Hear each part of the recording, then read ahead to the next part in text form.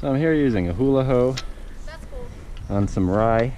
This is a mowed rye cover crop. The residue has been raked off into the walkway, so it's easier for us to kill the ryegrass.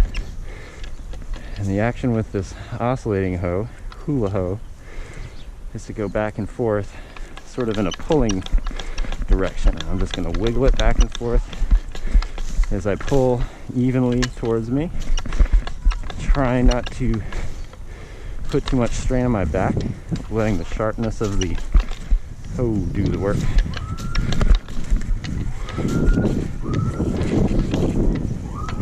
And as I'm working my way down the bed,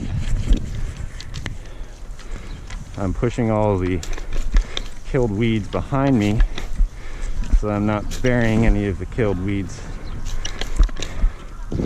with the roots that I'm uprooting with the hoe. For example, if I was to hula hoe this way,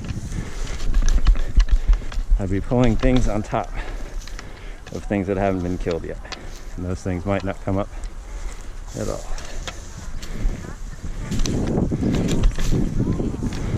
So I'm just going to keep working my way down this bed. We're almost halfway done. It's been about 10 minutes. That's some serious hoeing. It ain't so bad.